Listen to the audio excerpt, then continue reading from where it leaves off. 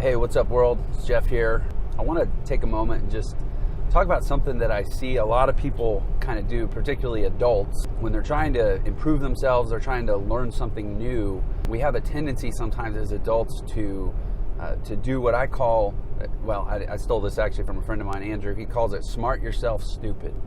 We as adults, we end up smarting ourselves stupid. And what this really means is we get into some kind of an environment where we're learning something or we're exposed to new information, maybe new people, maybe people that are good at certain things or better than us at certain things. And we have this natural desire as adults to not look dumb or not feel dumb. I think it's actually one of our greatest fears as grown-ups is looking stupid. You know, they always say that the number one fear most adults have is public speaking. That's even more than dying.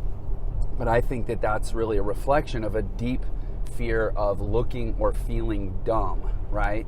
And so, you know, because we recognize that getting new knowledge or getting new skills is a natural part of bettering ourselves or changing our situation or fixing something we don't like about our lives, we, proactively and rightly go seek new information. But then when we get around the new information, we start to get insecure and we start to feel we feel dumb. We feel like we look foolish, or we're going to stumble, or we're going to fail, or in trying new things, it's going to be exposed how much we don't have a handle on things. And so the defense mechanism is we try to seize control. We try to look smart, feel smart, act smart, show that we're not out of control, show that we're not in over our heads.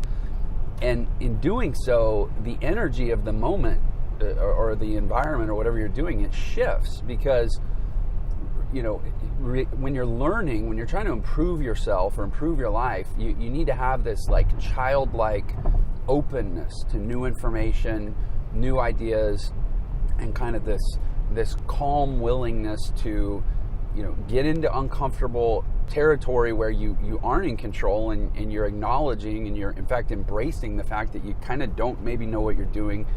And from that openness and that willingness and that vulnerability comes the actual learning and the actual growth. And so when you have this defensive reaction to go, oh, no, I need to look smart now, you close off the ability to learn and grow, or you make it take so much longer. I'll give you a quick example of this. So this morning, I was just scrolling through my emails, and there was an email in there from somebody who's obviously on one of my lists. And the list that she was on a list that's information about how to actually build a business on the internet. And it's only a list that you get on if you're actively seeking information about how to build a business on the internet or how to generate income working from home or do something in that vein. So it's not a list that you stumble on accidentally. She must have opted in or purchased something in that category, and so now she's on my list and I'm giving her information about how to build a business on the internet. And this particular email that she had replied to, it was one of the most intensive emails that I've ever written. It's part of what's called an autoresponder. These are emails that go out automatically.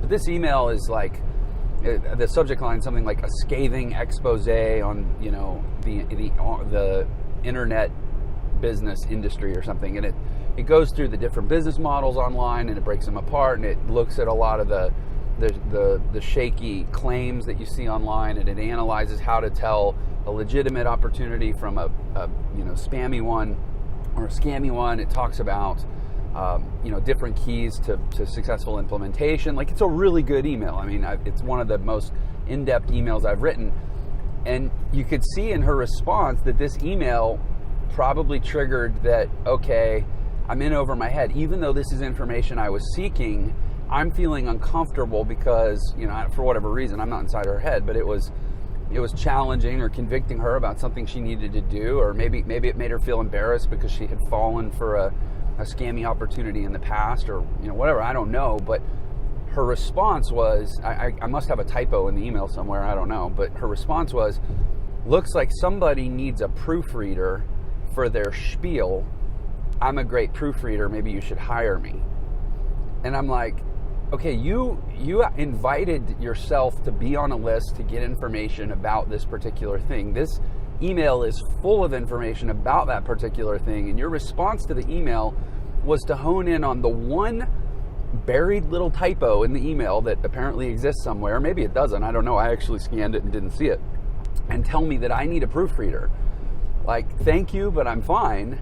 This strategy of sending out email follow-ups through automation, and even occasionally maybe with a typo, is creating a really nice life for me based on the information and the skill set that apparently you were looking for. So thank you for your offer of proofreading my emails. By the way, you misspelled spiel. She spelled it S-C-H-P-E-E-L,